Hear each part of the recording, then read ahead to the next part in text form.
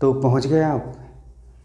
प्रतियोगी परीक्षाओं में बहुत सारे एग्ज़ाम में आप देख सकते हैं कि हिंदी अपना महत्व रखती है। तो हिंदी से जुड़े कुछ आज हम अल्फ़ाबेट यानी वर्णमाला के बारे में देखेंगे। तो स्टार्ट करते हैं। ओके, यहाँ पे जो भाषा है, भाषा जो होती है वो वाक्य से मिलके बनी होती है, साथ ही साथ उपवाक्य से आपके वाक्य मिलके बने होते हैं या पदबंध भी कहते हैं। और पदबंध जो होते हैं आपके पद से मिलके बने होते हैं, और पद जो मिलके बने होते हैं अक्षर से, और अक्षर से मिलके बने अक्षर जो मिलके बने होते हैं ध्वनि या वर्ण से। यानी भाषा की सबसे छोटी इकाई क्या होती है? वर्ण होती है। ये बात समझ में आ गई होगी। तो बात करें अगर उच्चारण की दृष्टि से देखा जाए तो हमारे 45 वर्ण हैं, ठीक है, यानी आपकी ध्वनियाँ हैं। ध्वनि तो कौन क्या क्या होते हैं आपके? 10 स्वर होते हैं, री से री से, और ये खाली अंक और को हटा करके, और 35 आपके व्यंजन होते हैं, 35 व्यंजन होते हैं, ठीक है।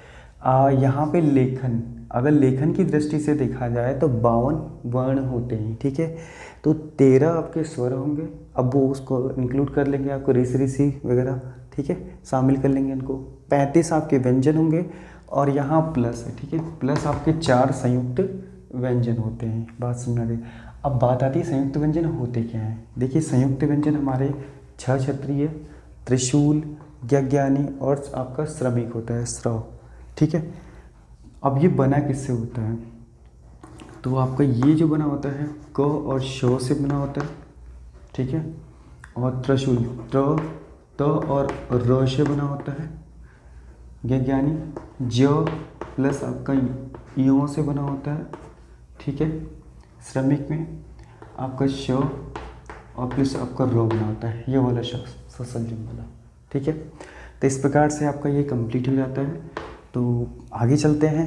क्या होते हैं ह्रस्व स्वर, ठीक है, और दीर्घ स्वर।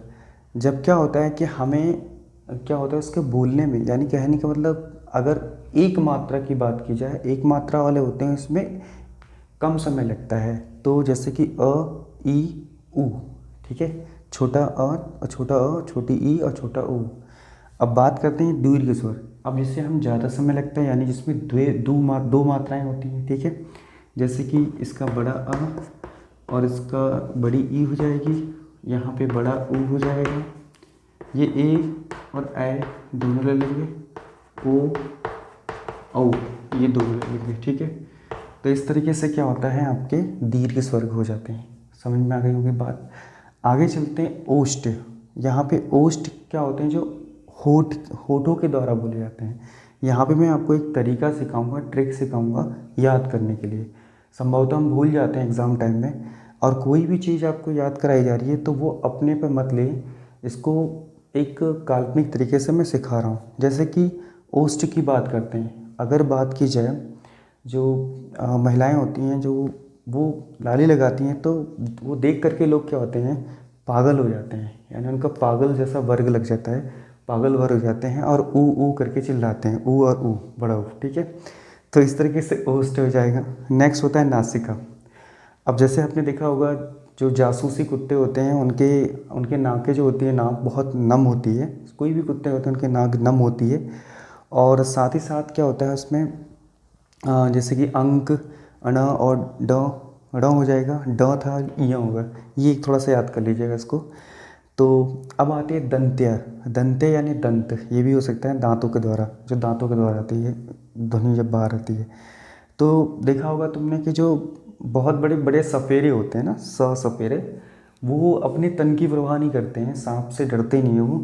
तो तन से अपनी परवाह नहीं करते हैं, चाहे वो डिस्कवरी चैनल में जो लोग होते हैं वो जो जाते हैं फोटोग्राफी करने के लिए, तो वो अपने तन की परवाह नहीं करते हैं। तो वो आपके त वर्ग और स हो जाएगा, सपेरा, ठीक है, दंत्य में, ठीक है। अब आते हैं मूर्धन्य। तो मूर्धन्य होते हैं जो, अगर जो ऋषि जो होते हैं, अगर ऋषि जो होते हैं आपके मूर्धन्य होते हैं, आप मूर्धन्य होते हैं एक प्रकार से। तो वो जब समाधि में लीन होते हैं तो वो उनके जब यहाँ पे कान में और बैठते हैं तो लगभग उनका जो शरीर होता है वो आपका षटकोणीय हो जाता है। तो षटकोणीय हो जाएगा, ठीक है, इससे याद हो जाएगा। और क्या होता है कि ये जो होते हैं उत्तराखंड में या कहीं टमटा वर्ग के लोग जो होते हैं, ज़्यादातर वो बर्तन बनाने का काम करते हैं। तो ये तरीका याद करने का, टमटा वर्ग जो होते हैं उत्तराखंड में, ट से टमटा वर्ग जो क्या करते हैं आपके बनाने में काम करते हैं, यानी कि बर्तन बनाने में, ठीक है। इसको अपने को मत लीजिएगा, इसे काल्पनिक टाइप में याद करिएगा। अब आते हैं तालव्य। जैसे जो लोग बहुत ज़्यादा चतुर होते हैं ना, चतुर जो ज़्यादा होते हैं बहुत, तो उनकी क्या करते हैं, यशगान किया जाता है। और जब यशगान होता है, उनका यशगान करते हैं, तो उनके अंदर से बहुत ज़्यादा ईर्ष्या टाइप में भी कुछ लोग करने लगते हैं, ईर्ष्या वगैरह करने लगते हैं, और वो ज़्यादा उनसे वो इनको नहीं मानते इस तरीके से। तो इस तरीके से उनकी तालव्य से, है ना, तालु से क्या करते हैं, उनकी चतुर लोगों की क्या करते हैं, यशगान किया जाता है। और कुछ लोग उनसे ईर्ष्या भी करते हैं, ई फॉर ईर्ष्या, और ई छोटा ई बड़ी, ठीक है। अब आते हैं कंठे। कंठे में क्या होता है, जब छोटा बच्चा होता है वो अ ऐसे बोलना सीख करता है। छोटा बच्चा जो होता है कंठ से आवाज़ उसकी बाहर आती है, ठीक है। तो वो अ आ और अह सीखना प्रारंभ करता है। तो वो क्या होता है आपके, वो क वर्ग में, यानी क बहुत ही कोमल शब्द से, कोमल जो बच्चे जो होते हैं कोमल वर्ग के होते हैं उसी में लगा देंगे। तो इस प्रकार से क्या होता है, जो छोटे बच्चे जो होते हैं, जब छोटे बाल्यावस्था में होते हैं, तो अ आ अह ये सब क्या करते हैं, मुंह से निकालते हैं, और वो कोमल स्वभाव के होते हैं और कोमल वर्ग के होते हैं, ठीक है। तो इस तरीके से वो करते हैं, ठीक है, मतलब कोमल शब्दों से निकालते हैं अपने मुंह से। तो इस प्रकार से ये कंप्लीट हो जाता है। तो नेक्स्ट तो दूसरे भाग में हम देखेंगे कि यहाँ पे अघोष है और सघोष। अब ये होते क्या है कि अगर जैसे कोई आपका व्यंजन है, उसमें क ख ग पहला दूसरे नंबर पे आता है, तो वो क्या होते हैं, आपके अघोष होते हैं। सघोष की बात कर लेते हैं, तीसरे चौथे और पाँचवें पे आता है, तो वो आपके सघोष कहलाएंगे, ठीक है। अब ये ध्यान रखिएगा, अघोष जो होते हैं, हमारे जो स्वर तंत्र होते हैं, उनमें कंपन अगर नहीं होता है तो वो अघोष होते हैं, ठीक है। अगर कंपन होता है स्वर तंत्रियों में, तो वो आपके सघोष होते हैं, ठीक है।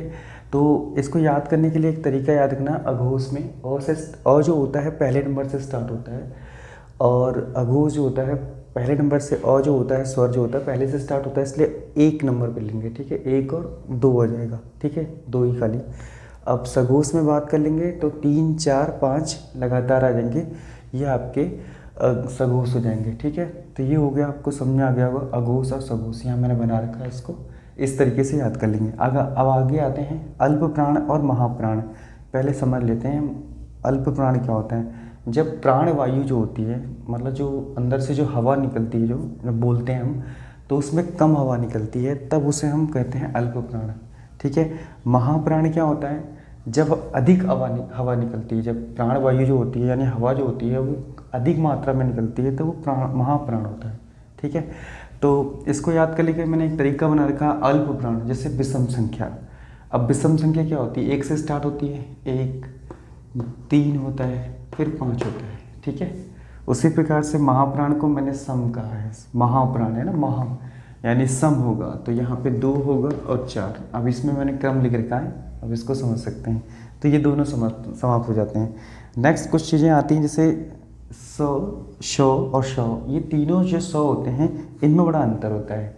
तो ये होते हैं आपके संघर्षी व्यंजन होते हैं, संघर्षी, इसमें ऊष्मी व्यंजन भी कहते हैं, इसमें ऊष्मा निकलती है। और यह होते हैं अघोष और महाप्राण, दोनों होते हैं, ठीक है। अघोष भी होते हैं, महाप्राण भी होते हैं। उसमें ह भी मैंने ले रखा है, ह जो होता है आपका सघोष होता है, और साथ में आपका महाप्राण होता है, ठीक है। महाप्राण दोनों ही होते हैं, पर इसमें अघोष और सघोष की बात करते हैं, क्योंकि इसी का ज़्यादा क्वेश्चन पूछता है।